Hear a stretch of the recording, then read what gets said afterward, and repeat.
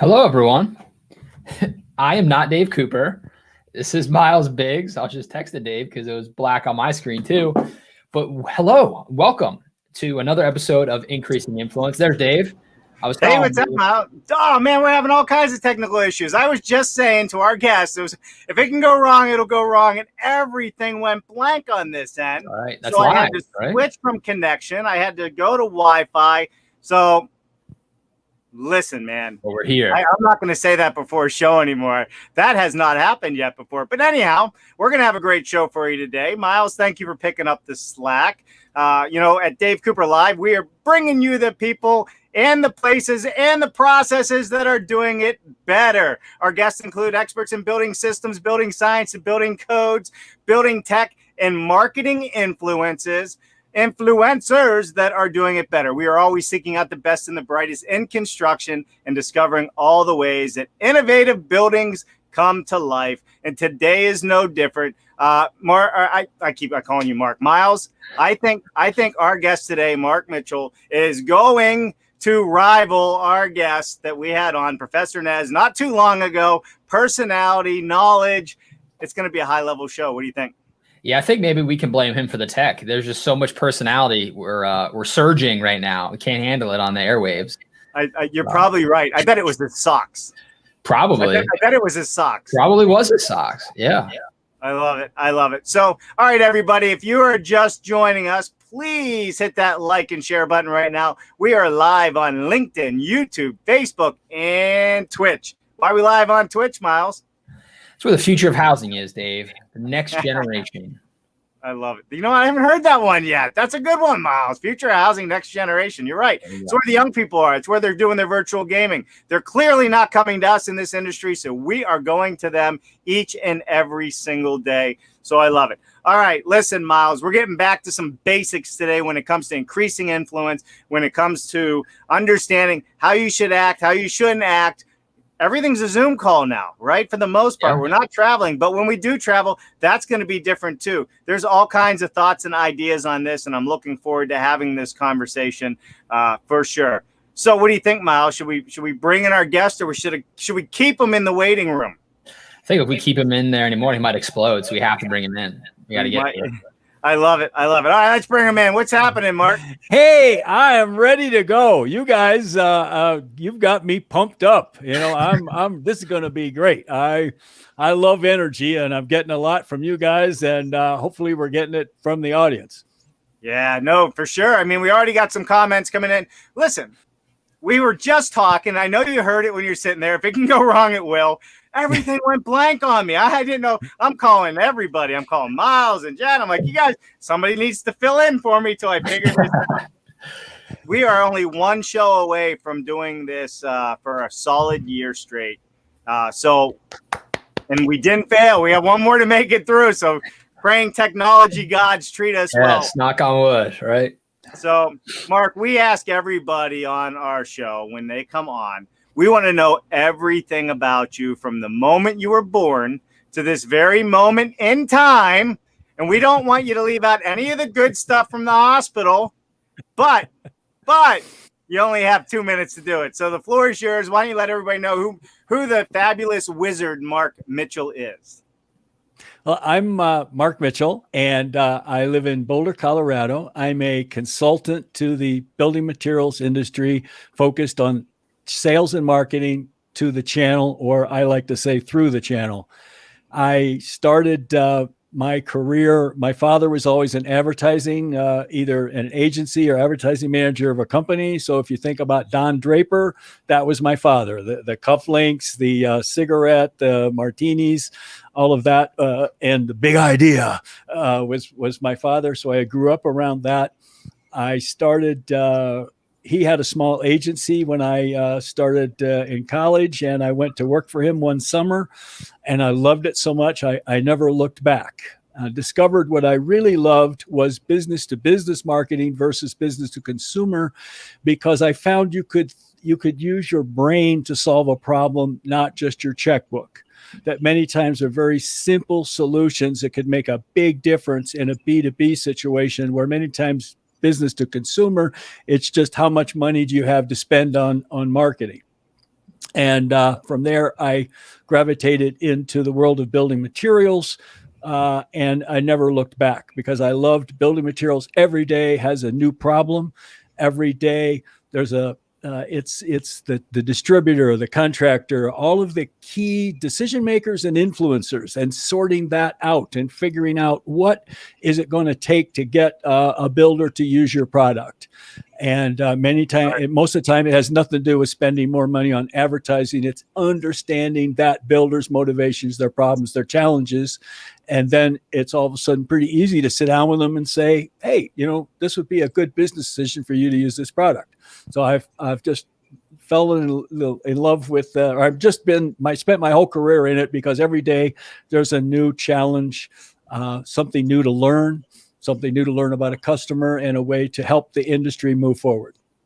It's amazing. The construction industry is an amazing industry. It has every single job out there somewhere along the way. It does, whether you're on the supply side, the building side, and everything in between. So I think it's absolutely fabulous. And you also said you're not going to retire, and you can't stop learning. Nope. You can't stop learning. Nope. That's what my therapist said. The day I stop learning is the day I'll die. And, sometimes I drive my clients crazy, because the companies I work with, because last week I said, I'm sure of this. This is what we should do. And then I go, I was wrong. Oh my gosh, this new piece of information just came in. We need to, tweak this a little bit or change this. And because I don't give up and it's never good enough for me. I love it. And listen, everybody, we're going to have a special surprise for you today. Let me know if you can guess the color of Mark Mitchell's socks. We have a sock camera, and if you can guess the color of Mark Mitchell's socks, well, you just win. Nothing, but but we love it. Nah, very cool. We do have a sock camera. We're going to have fun today. This is going to be a great, great conversation. Just a quick shout out real quick. We got George Ryman from Phoenix, Arizona. Good to see. Oh, George says, hey, Miles, he's wondering where unseen work is. And the book pile. Love it. Oh, look at that. We have Twitch. We got Greg Ugaldi in the house. You guys are awesome. Very smooth. Well, Greg Ugaldi is a regular on our show. Mark, do you know Greg? No, I don't. Greg is the immediate past chairman of the National Association of Home Builders. He's doing one more lap. Oh, well, yeah. No, I'm usually like that. That's I serve the people that serve him. Okay. I know you do. You work with a lot of people that are associate members. So, all right, Greg, thanks for tuning in today. We always love it when you join us. All right, let's get into this today, Miles. Why don't you kick us off on the topic of today and what we're going to be going through: marketing basics and digital etiquette. Is it the same? Has it changed? Or are we losing touch with how we should be? You asking me or asking him? I'm asking you, Miles. Asking me. Okay. You. Yeah. I mean, are we the same? I mean, I think the whole world changed, right? And digital etiquette used to be something that was a nice to have, right? Like maybe if your company allowed you to work from home 1 or 2 days a week, you'd have to worry about this. And overnight, a year ago, it went from everybody had to figure it out. Some do it well, some don't do it at all, right? And so it's amazing to what Mark was saying about how B2C can solve it with money, and a B2B is really understanding the pain points of your customer and why it would make sense for their business. That doesn't seem like a crazy complicated solution, right? That's the basics of what motivates somebody. Why would they want to buy? And so I think a lot of marketing, whether it's digital etiquette or just how to make an impact, often comes down to those fundamentals and doing it well, and we make it too complicated. My personal opinion. I'd love to get Mark's as well. Yeah. Well, I think that, what I see is we have differences in ages.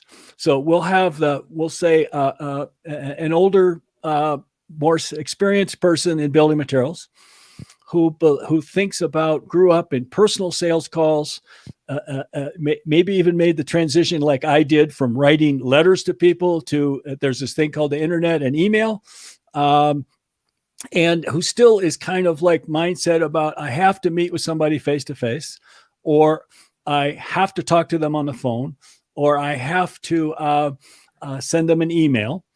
And then we've got the younger people who go, why would I ever want to meet with somebody? And why would I make a phone call? And why would you send an email? right? I mean, I can do it by text or Twitter or whatever I do. And they're both very comfortable in their own area talking to people their age. And so the older people need to get more comfortable with today's technology, and the younger people need to also learn from the more experienced people about, if you're selling to, we'll say, an older customer, you're 26 years old, they probably are going to communicate maybe a little differently than you. And I still see, I have companies call me all the time and they're like, Mark, we're totally on board with the importance of social media. We have salespeople who just refuse to have anything to do with social media. It's something their teenage kids do. No one would ever do business on social media or reach anybody. And it's gotten to the point where, because all of your, let's say, the leading customers, builders and so forth, they have social media people monitoring who likes us, who follows us, who comments, who shares our stuff. And I had a president of a company call me one day and said, Mark, a big builder in California called me and asked me, why didn't our sales rep follow them on LinkedIn? And why didn't they follow them or ever comment or like? And I'm like, oh my God, the president of a builder that builds a few hundred homes a year has time. This is so important to pick up and call a wood flooring company, president of a wood flooring company, and say, how can we get your sales rep to like us or follow us on Facebook? I'm like, or on social media. And I was just like, wow, that shows how important it is to the customer. And if we don't all wake up to that, you're just going to get left further behind and wonder what happened. Dave, you're muted. Yeah, you're muted, Dave. I'm having a day. Hey, so we talk about this all the time. And Miles, it's here to stay. Video's here to stay. Social media's here to stay. Zoom's here to stay.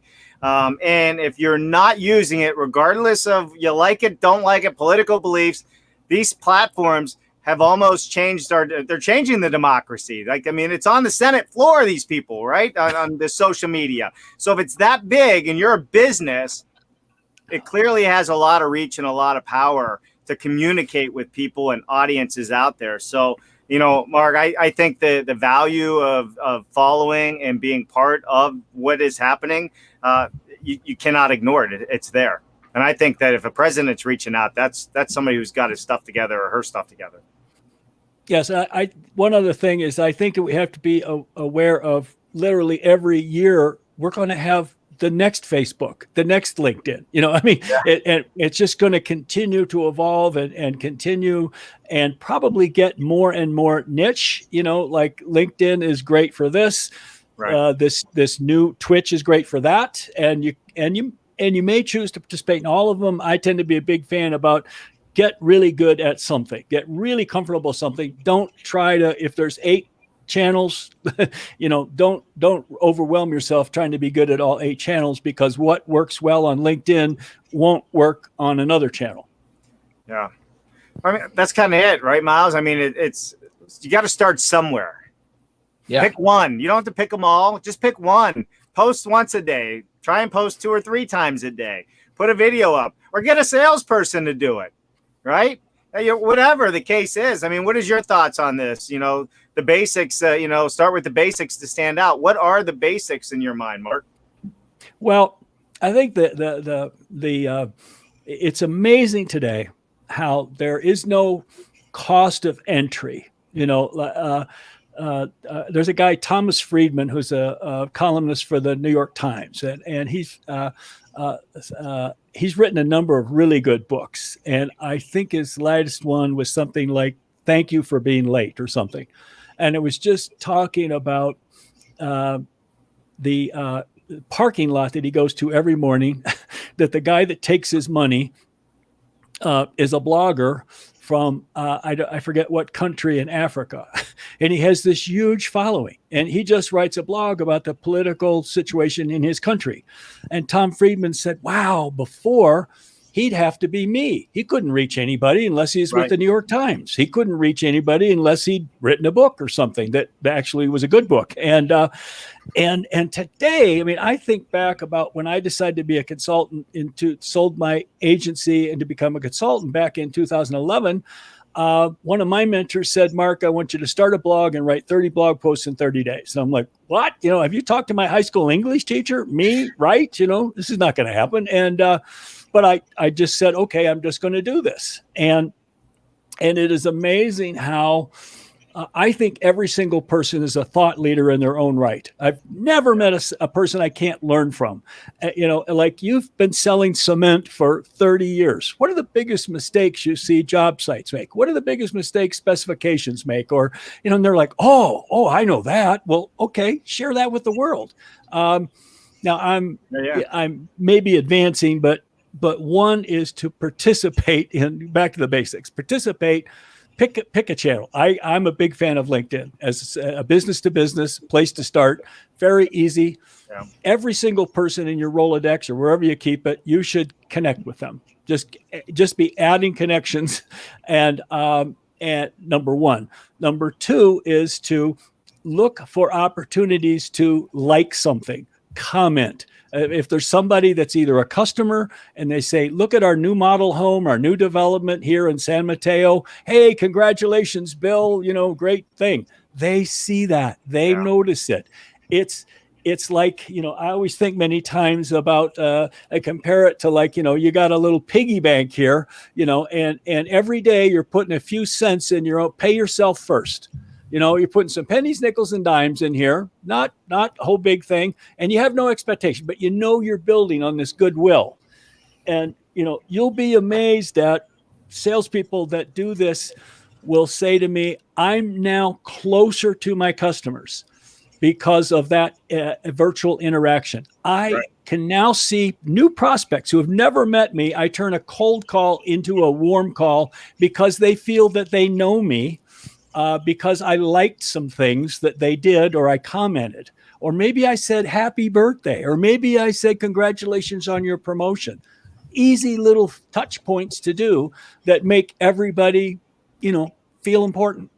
Yeah, all right. So you're the first one that's ever pulled a piggy bank out on a show. So I'm just the fact that you just had that in arm's reach. I love it, because it makes a lot of sense what you said. It's kind of like making those emotional deposits, right?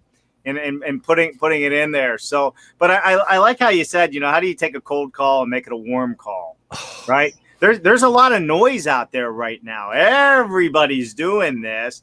And how do you stand out? And that's really what we're all about, right? Is increasing the influence. Miles, what is your thoughts on all this? Where are we going to go with, piggy banks and sock cameras? I don't know. We might as well just turn the show over to Mark and call it a day. I love a lot of what Mark said. And I think like the banner that was just up was engage with your clients online or something, right? I think it's just take that last word, just engage with your clients, whether it's online or in person. Right now it's online because a lot of people are working from home, but this idea back to basics, it's just like if you just saw someone in person and complimented them on their outfit, or, just you give them a compliment, you give them value of some sort, boost their ego in some way or their business in some way, showcasing them. Then it's that the reciprocity they feel, where they feel like, okay, I'll take his phone call, and that never hurts, right? And then I think too, what you said, Dave, about there's a lot of people doing this and cutting through the noise. There are a lot of people posting things like what we're doing right now, right? But fewer people, and we talk about this, Dave. How many people say, "Hey, I watched your show," and we're like, "Well, could you give it a like? Could you comment? Could you share it? Let me know you're here." So few people let you know that they're there. Yeah. So when we say just get started and pick something to be good at, we're not necessarily saying you have to be a content creator, but you can be a content cheerleader and be active in the comments and the likes and bring value that way, and do it for 5-10 minutes a day. To Mark's point, putting the pennies in. That's right. And it's like the stock market. You got to start dollar cost averaging and investing so that when the stock blows up, you can take your gains. And so all that is so true. And I think that's one thing people forget about is we need those cheerleaders just as much as we need the people on the field playing the game. Yeah, I agree with that 100%. Hey, let's look at a couple comments here. And actually, Jennifer has some questions, and we have some other people joining us as well. One of the okay, so I got to put this one up. Jennifer said from Twitch, wow, we have so much in common with Mr. Mitchell's Mark's dad. Martinis, cigarettes, fancy cufflinks, love it all. I love it. I love it. I love it. There we go. Moving down the line. Jennifer says from LinkedIn, Mark, what about companies that are leading by example and don't need a traditional marketing campaign outside of just showcasing the good work they do?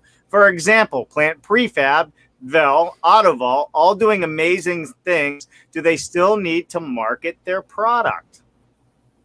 Oh, yes. Well, I mean, if you're happy with your sales and you're happy with where you are right now and you don't want to grow, then you probably don't need to. But you need to continue to tell your story for two reasons. One is you need to, with your current customers, you are maybe the greatest thing today, but there's a competitor coming along. There's somebody to disrupt and take that customer away from you. And if you aren't constantly reminding people of why you are the right choice for them, okay, they're going to forget that and they're going to be tempted to listen to this new competitor. And then, of course, you should be always trying to grow your market share and reach that next level of customer. If in a lot of the areas we're talking about here, we're talking about innovative products, new ways of doing things in which you're going to reach first the early adopter. And then there's that next level of person, and then it becomes mainstream. And then there's finally the person that still, has a landline phone, and a contractor that places orders by fax. Okay. That is going to be the last one on, but you need to keep going after that. Who out there still has a fax machine? Really? I want to know if you got a fax machine that you use.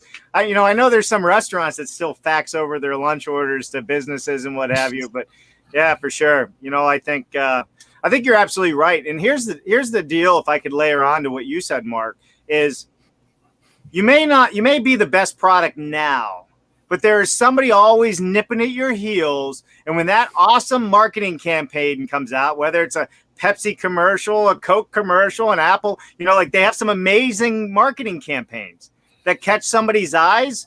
You can lose a lot of share real quick, especially when somebody throws a lot of money at what they want to do. And I think that's where it's pertinent. And social media, as Miles and I always talk about, Gary Vaynerchuk says this all the time. It is the greatest land grab of our opportunity right now, because guess what? It's free. Yes. It's free. It doesn't cost. Yes. I pay for some platform stuff, but I don't need all this fancy stuff to go live and do video. Everything is free right now. It has leveled the playing field, just like your buddy from the New York Times. Oh, you are so right. I want to back up a second to just to make sure in the basics area here that if you are on, we'll just say I'm going to stay on LinkedIn here, but if you're on LinkedIn and you go, okay, I'm going to add connections, I'm going to follow them, I'm going to once in a while say something nice, but I'm not ready to develop my own content. I'm not ready to pick up my iPhone and aim it at me and say something. I'm not ready to start a blog, but you can also share other content. Like one of the things I try to do is to find something, like it could be, let's say the Dave show here without me. I go, oh my gosh, the people in the building materials industry should watch this. I will share it. Okay. As a way of, always being, gee, when I see something from Mark, chances are he's not trying to sell me something. Chances are he's trying to share something he thinks I should pay attention to. Yeah. And so if you are, you're in the roofing business or something, and you see an article about problems with roofing in Texas. Well, people don't have time to read things today, and they're looking for people to curate content for them. So it also says, wow, this guy's on top of it. Like he's just always sharing things. I want to pay attention and follow him. He knows what he's doing. He's an expert. And so just sharing other people's content can be very valuable. And the other thing you want to do is not just talk about yourself. There's a number of companies I know, they're very active on social media, but every day it's 5 more reasons why our product's better. Here's another architect that used our product. Okay. And it's like, come on, what if I'm more of when you want to talk about your product, talk about something else, maybe 4 times for every 1 time you talk about your product, and make it about the customer, not about you. And, challenges builders are facing today, and that could be an article you saw in Pro Builder. Just because they're a builder doesn't mean they read every article in Pro Builder. They don't have time today, and they're looking for people like that to sort it out. So I just wanted to share that. Yeah, makes good sense. Go ahead, Miles. Yeah, I was going to say, you touched on a word I was going to say, and this idea of increasing influence. You can do that by being a content creator, or what you said, a content curator. Going back to being active in the comments or sharing. You don't have to create brand new things. You can just bring attention to what's already there, because there is a lot of it there. And then you become seen as somebody who's in touch with everything. You got your finger on the pulse because you're all over the place and you're in the know. And so you can do that work for somebody else. Like, I don't need to go look at the internet. I'll just go look at Mark. He's bringing it right to me, and there's value in that. Yes, exactly.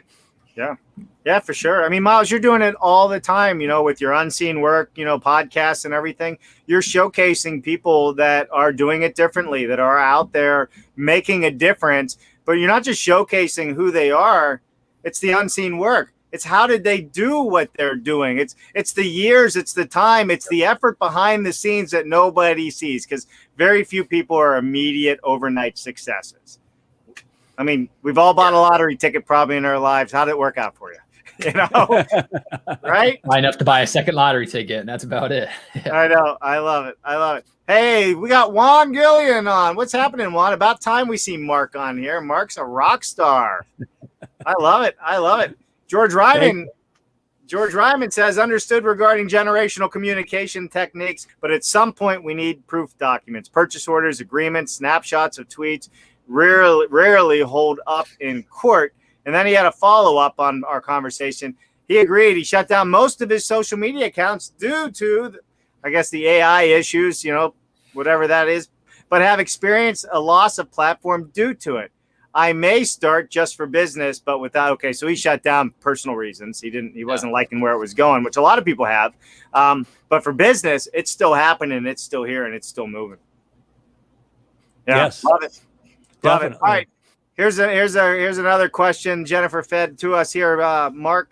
Mark, what about companies that are leading by example? This is a great question. And don't need a traditional marketing campaign outside of just showcasing the good work they do. For example, I did that one, didn't I? Jeez almighty, I'm losing. Well, did we answer a question would be my question. Yeah, I think we did. There's more. They're popping in now, buddy. So okay. Let's keep rocking and rolling on this, and I'll figure out the next step. So we talked about jumping right into how do you do it? How do you get started? We talked about, why you need to be in on it and how to do it. What about the etiquette of what we're doing? One of the things we talked about, Mark, yesterday was like a CEO showing up in a sweatshirt for a Zoom call, or how you're putting yourself out there, because it has become very easy to get very relaxed in our environment, especially on social media, right? Yeah, I got a suit jacket on and my blue shirt, but I'm wearing shorts, man. At least everybody hopes I'm wearing shorts, right? So at least something. Miles, don't say it. Anyhow, but is there some etiquette that we should be paying attention to when it comes to corporations, salespeople, people out there that have a product to push? What is the etiquette that we should be looking at? Me? He's a prime example. Oh, sorry. No, I think that there's a couple of things that one, there's first of all, the etiquette in terms of tonality. I will sometimes work with companies in which they have a brilliant, they have a fantastic product that is just not achieving the level of sales success that it should. And you literally see they're angry. It's like, why do people build such terrible buildings or terrible houses? Builders build terrible houses. I'm like, okay, that attitude is going to get you nowhere. Okay. So let's just step back and say, you have not crafted your message correctly to the builder. Okay. They're not stupid. They're successful. Right. And so I think it's like starting with get your head screwed on straight. Right. Cause if you, have empathy for your audience, the customer and so forth, rather than judging them. And then when it gets to things like Zoom calls, I early on noticed how myself was getting more comfortable. It's like, I don't have to get up in the morning and mentally start to think about I'm going to the office and I'm going to be dressed to go to the office and I'm going to be dressed to meet with people and I'm going to be mentally prepared. It was kind of like, I'm just going to go over to the corner in the bedroom here. And so I could just wear a t-shirt today. And then, I could wear a hockey jersey. I could, all of a sudden I saw myself just getting more comfortable, like I'm sitting around with a few buddies on the couch watching a football game, but it's a Zoom call. And I started to watch how other people, when I was on like a call with some salespeople or customers and so forth, and I thought, wait a minute. And I just mentally said a thing, okay, I'm going to every day get up and go to work. And so I get up every day, and whether I have a Zoom call or not, I get up, I put on a shirt like I would if I were, and it's not that there aren't different businesses that it's comfortable wear t-shirts and so forth. I just went, okay, it helps me to mentally be prepared for the day, that act of, let's say, getting dressed. And I got a different mindset about it. And I find that helps a lot. And I do it for respect to my customer and the audience. Like, I respect you enough to care. It comes across. And I just kind of, when I see somebody sitting there and they're not prepared, they have a stack of, they're in their kitchen, they got a dining room table, and there's a stack of dirty dishes behind them. And they're talking to me about, a new $100,000 insulation system. I'm like, really? Really?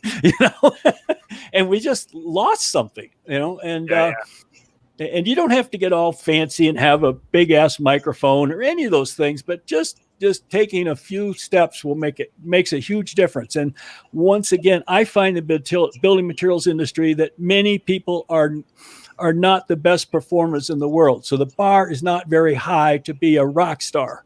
And so it's like, hey, stand out. And those are my thoughts. Yeah. What do you think, Miles? I think so much of it is more about the context than what you're wearing. I think the example you gave is a great one, Mark, that, let's use the CEO example. Like, if the CEO is in a hoodie or a t-shirt and he's surrounded by stuff that's also unprofessional looking, and he doesn't know what he talks about when he's open his mouth, it calls more attention to that hoodie, right? But if he's sitting in a beautifully clean room and he's laser sharp, he can wear the hoodie, right? It's like the guy can do what he knows what he's talking about. So I feel like the line's blurry. It certainly doesn't help. It doesn't help you if you don't dress professional and then you don't act professional. But I know some people that are wizards, right? That will show up and, like, they're not Steve Jobs, but they've got their own shtick that way, like backwards ball cap and ripped jeans, and that's just what they're comfortable in, and they're not going to apologize for it. But they will also outwork you and outperform you, and they almost overwork to counteract what you might think when you first see them. So I think it depends who you are, how you act, and then also who you're talking to, right? If it was just us we're gonna hang out, we're gonna brainstorm some things, we're not broadcasting live, I wouldn't care less. I could care less what you guys were wearing. If we were gonna go and pitch something as a group and we're all professional and one of us is in a t-shirt, you're gonna be like, come on, man, like, show up. You gotta know your audience. For me, it's not a straight black and white. There's a lot of different variables to consider. I agree with you. I meant that as an example just for me about, I found that myself and others were not making that transition from I'm leaving my house and I'm going to work now. And that's a different mindset. And for me, it helped me to get dressed. For other people, don't need that. Okay. It just is it's a thing that helps me to be more buttoned up, more professional. And if you got to do 6 Zoom calls in a day, I mean, that's like, should be like 6 live individual face-to-face meetings where, you look, are my shoes shined, or you got your stuff together, where I see people going, okay, oh, hi, you're an architect. Yeah. Let me show you our new bricks and blah, blah, blah. And I'm like, oh my God. It's like, no, you don't have to keep the bricks, right? I think a lot of this comes down to knowing who you are too. When you're really comfortable and that you know your stuff and you will present well in a meeting, and that's kind of like what Miles is saying. You can show up however you want, because if you're in a room with other people that know what you're talking about and you're able to put it out there and carry the conversation on and take it above them, then there's a different level of intellectual conversation that's happening there. But if you're young, you're new, you haven't sold a brick in your life, and you're going in front of the biggest builder of your life to sell, 10,000 truckloads of brick, and it's your first time trying to present what a brick is, well, you shouldn't show up in a sweatshirt. You should show up looking the part, because that'll buy you some more respect and time. Maybe not to a mason, but you look professional, and it'll help you carry over a little more. If I just jump in, two other things. One is that it's like, you do not have to be some entertainer. Like, the three of us have big personalities. Okay. There's many people that don't have big personalities. And I just want to say, like, I have some people that I absolutely am glued to when they're on Zoom calls, and they are unbelievably boring people. Right. But they have command of they're confident in their knowledge, and they're calmly. And I always want to get their opinion, and I listen to every word, because I go, there's something important here. So it isn't, you've got to, I think we've all said, you got to be yourself. Okay. Don't try to be somebody you're not. This is really about being authentic. People can read when you're faking it or bullshit. And this is about being authentic. The other piece of advice, if you are that junior person, it's your first brick sales call. Okay. Do not pretend to fake it. Do not act like you know everything. The smartest thing you can do is go in and say, hey, I'm new to brick sales. I'd like to be the greatest brick salesman in the world, or whatever you aspire to. And I would really appreciate your feedback. Can you tell me, Mr. Architect or Mr. Builder, when I say bricks, what comes to mind? What are your biggest issues with bricks? And I appreciate any advice you can give me that'll help me be better to serve you. Right. And I've never met anybody in the industry that isn't perfectly anxious to help people, that have that attitude. And you can get so far. It's almost like they take you under their wing about, oh, I want to see Bill, the brick salesman, succeed. I want to get him in order because he's trying so hard to do a good job. And he's not bullshitting me. He's being straight up about what he knows and doesn't know. Yeah, I concur 100%, because, and if you don't know the answer, say, hey, I'll find out that answer and get right back to you. I just don't know that. And be honest about it. But this is what we were talking about, Miles, right? We always say it's like reality TV. It's why we have so much fun with it. And I think why live reality TV on TV is so big and popular. People are tired of canned messages. People are tired of being sold, a bill of goods. They really just like the human interaction. They want to see what's happening. And as crazy as all of our lives are, there's crazier lives happening, and people know it. They just want to make sure they're in good company, So yes. I love it. All right, here we go. We got one is up with a question. Different platforms target different audiences. How can TikTok, younger platforms, be used for B2B marketing if most businesses are there to market B2C? I love it. Here's what I have found is you literally, if you had a circle, 360-degree circle, and you had all your customers, you can literally say, here's the LinkedIn aficionados, here's Twitter, here's email, here's only meet them at a trade show. They're going to fit into these things. Yeah. And it's getting more and more split out.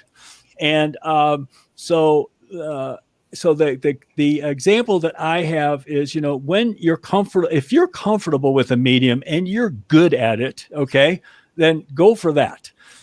When my son has a branding agency that works on food and beverage companies, like he does work for Kraft and Anheuser-Busch and General Mills and so forth. And when he first started out, I'm gonna, I'll teach your son how to do this. And of course, son goes, hey, right, Dad, you don't know, right? And he goes, it's all about Instagram. I go, what's Instagram? And so he's going, forget all these others. It's all about Instagram. I'm like, okay. And so I watched him and how quickly. So he would go on Instagram, and when he travels around the United States, he always makes a point to go into stores and take pictures of products, a can of beer, tomato sauce, frozen ice cream, whatever it is. And he comments on, gee, this is an interesting new brand, or I've noticed a trend toward more black, or this typeface or something. And he just puts it up. He never says, look at this award we won. Look at this new package we did. Never shows his own work, only shows other people's work and comments on it. Has 7,000 followers on Instagram. And twice a month, he gets a phone call from a big company, from a company saying, we'd like to talk to you about working with us. We like the way you think. Okay. And so he went off and made his own rules. And I don't see Instagram as a B2B particularly, but it's worked really well for him. So I don't think there's any right way or wrong way. I think the only wrong way is to not do anything. Would be, my thoughts on it. I got a comment on TikTok, and then Miles, I can see you're ready to say something too. So we'll jump into that. But so TikTok, Juan, when it comes to B2B, what happens is a lot of the young people are on TikTok. Well, those young people are typically the children of older people that are monitoring the TikTok and getting their dads, like me last night, trying to make my daughter laugh was the game. I had to do some silly voice. I won right away, and embarrass the daylights out of her. But what happens is the next thing pops up, and guess what I saw, Juan? I saw Integra in the feed, right? So this is how it's happening, because the young people are pulling in the old people to do videos with them to have fun, and then they start monitoring what's happening in there. And these older folks, that's probably business people, they start seeing what's going on TikTok. They start watching. They see something like you guys been doing a fabulous job. And it's that consistent. It's being consistent with it and always being there. That's the experience that I've had. That's the experience I've had with TikTok. I don't get a lot out of TikTok outside of I have a lot of other construction people starting to follow me. So I get to see what they're doing and what they're having fun about. And quite honestly, TikTok's just about having a lot of fun. And people like that. And when you can make fun of yourself, like Mark's very good at doing, he said, you can go a lot of places real fast. And people love that genuine person. My opinion. Miles? Yeah, to stuff to add to what both of you guys said. I think to Mark's point about how people said is I like the way you think. Increasingly, we as people are the products. No matter what we're actually selling, it's that relationship. Again, back to the basics. That's not new. It's just how we're highlighting it on social media can be considered new. Yeah. And so I think TikTok's a good example. If you're going B2C, you're going B2B. You get on there and you're showing you in some fashion, and you can show behind the scenes. I think you'd want to pick something different to do on TikTok than you're doing everywhere else. Because if you just take your content from LinkedIn and post it to TikTok, it's going to fall flat. But there's a way to do TikTok right in a different way. If you're going to create, you could curate like we talked about. But I also think you could get on there and just watch and listen as a B2B company and use it for research. Because to your point, Dave, these young people have older parents, but also these young people are going to be your customers one day. And so it's a way to stay in touch with what's going on in pop culture and what's coming next. So when you're doing strategic planning for your company and you're looking out 3-5 years, what are the trends going to be? Who are we going to be selling to? It's going to be some of these people who are on TikTok. And if you're not in touch with who they are, you're going to fall flat. When it, like Mark said earlier about the messaging and getting angry, the only person to be angry at that point is yourself because you didn't pay attention to this moment in time that TikTok was having, or Clubhouse, or whatever, insert app is. And it's a chance to get in touch with your future customer, even if it's not your current customer. Yeah, for sure.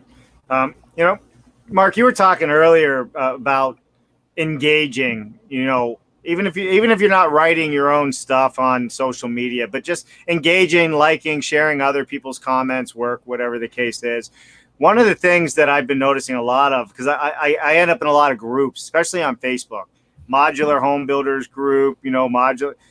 It's amazing the amount of consumers that are asking questions to other people that have built panelized or modular homes. Have you ever used this company? What is your thoughts on them? Does anybody recommend somebody in this state?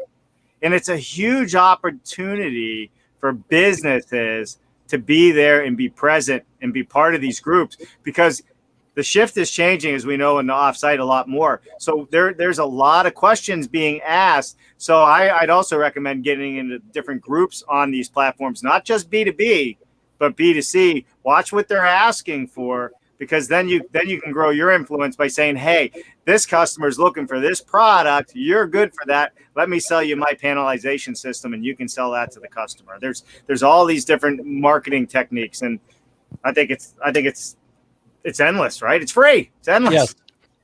Oh, yeah. I think one of the other things that you bring up here is that I always see many times the company salesperson says, well, I've got to go talk to the boss, or I've got to go talk to, if the person here at this distributor, contractor, architect doesn't have gray hair, they're not important.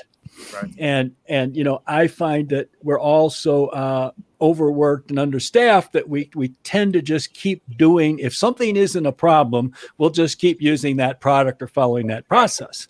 But the younger people are the ones who go, why are we doing this? Is stupid, right? They're the ones that are going to come in and find a new product or a new thing, go to the boss and say, hey, we shouldn't be buying this. Okay, we should be doing this. Right. And you know, to me, you ignore those people at your peril.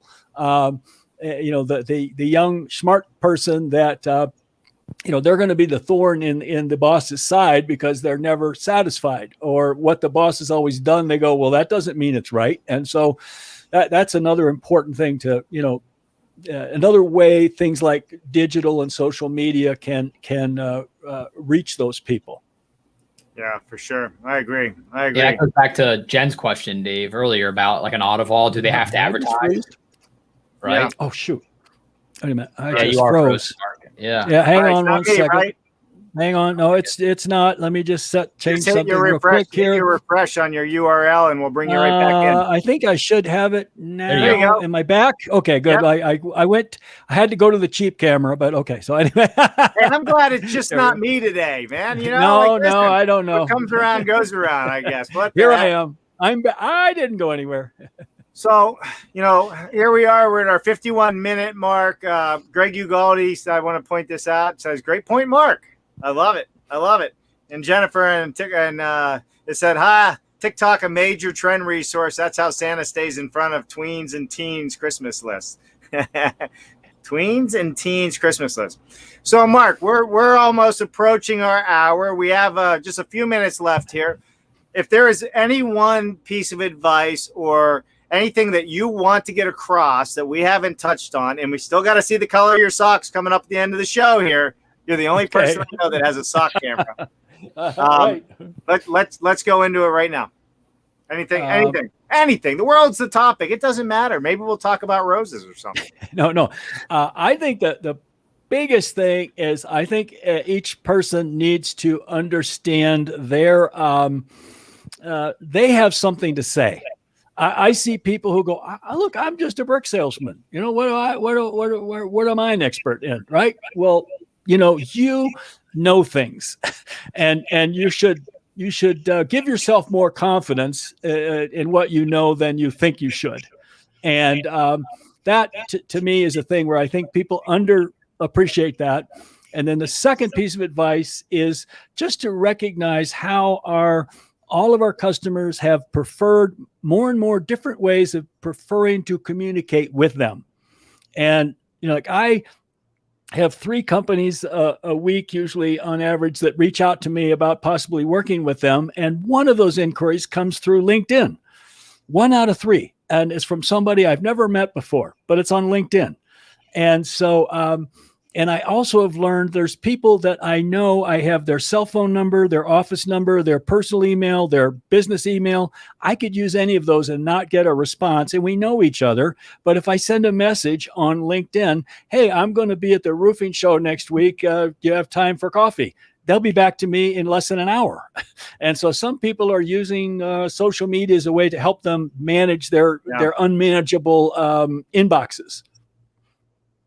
Yeah, no, social media. Well, there's a double-edged sword to that too. You do enough social media, those inboxes and social media fill up real fast as well. That's true. That's true. Yeah, there is, but you're absolutely right. There is more business happening like on LinkedIn right now. I mean, I'm watching it every day. It's coming even for us and what we're doing. Like you were just saying, I wish I would have been on LinkedIn 10 years ago. Like using it. I was on it, but using it the way we use it today. It's so powerful. Well, and to your point, it's free. You don't have to write. I mean, you can write some ads or buy some of those in-mail things, but you can be on there for free. And, and it just takes a little bit of your time every day and to expand your influence. Yeah, it really does. And if you're not comfortable writing, you can do a quick selfie video. There's so many things you can do just talking about what you're doing. And it can take 15 seconds if you don't have a lot of time. So, all right, Miles, what are your final thoughts, my friend? You're muted, Miles. Miles made the mute mistake today. Busted. I was just gonna show Mark something real quick. Sorry, it's under my computer. But he's got his book stack. Check it out, Mark. Oh my! Notice Yeah. that when you put characters in. I love to read, and that's a great book. Yes. So I would just echo what we said earlier. Mark's a great example. We certainly heard him talk about a lot of different topics today, and quite fluently, right? Yeah. And so I would just say to everybody watching, now I'm all wonky because I took my book stack out under my computer. That reading, right? Like there's no excuse to not know something. And if you want to increase your influence or you want to be that content curator, it doesn't just have to be digital content. It could be an old-fashioned book, and reading what other people have to say and consuming knowledge allows you to show up in a room, in a LinkedIn message, wherever you choose to be, and be able to talk about a lot of different things. Right. So I love that book stack that you had there. And it made me smile when I saw some titles I had right in front of me. Yeah. I think that's one of the best ways you can increase your influence is read a book. Yes. Yeah, and if you're like me, listen to it. I'm re-listening to The One Thing again today. I love that book, The One Thing, just to kind of keep me uber focused on the direction. Miles, that was perfect, man. That was a perfect outro. Mark, listen, this has been great. I want to thank. It's time. It's time. I think it's time for the sock cam. Okay, it is. We're ready. There we go. Okay, so there's the socks. We guessed the right. We probably should have said pattern as opposed to color, but today we did the stars. I feel like I got to stand out. Banner. Yeah. And I'm known, like I have 350 pairs of socks. So every day it's a different pair. And on Facebook, I share today's socks with a smart ass comment, and I created a little bit of a monster. So then I thought, I'm going to just add a little bit of fun to my Zoom calls. And when sometimes it gets too serious and stuff, it's like, just throw some socks in there and it lightens things up. That's awesome. That is funny. Cause I'd be sitting there going, what in the hell is he doing? why do we see whose feet are those? That's great. I love it. I think it's a great idea, and I think other people should do similar things as that, right? Because sometimes we can become too full of ourselves, and and I'll give you guys a word of advice that I learned today from listening on my run, and I thought it was really great. He said in the book it was talking about kind of staying focused and everything that we're doing, but I've lost my train of thought. Can you believe it? I hate when we do that. I believe it today, Dave. Everything's been going wrong today. Oh, right? yeah. But I'll send it to you in an email. I can't remember what the hell I was going to say. We're at our time. I'm losing it today. But anyhow, The One Thing, read the book. If you haven't read it, you guys should both read it. It's an awesome book. Very do. Thank you. All right, everybody, listen, that is the show today. I clearly have not been taking my vitamins and maybe staying out one too many times too late. But either way, had a great show. Mark Mitchell, thank you so much. Miles Biggs Ideas. It's always a pleasure having you on with me. Mark, don't go anywhere. We'll come right back to you after the outro. Miles, I know you got to run. You have another show. Yes, sir. See you.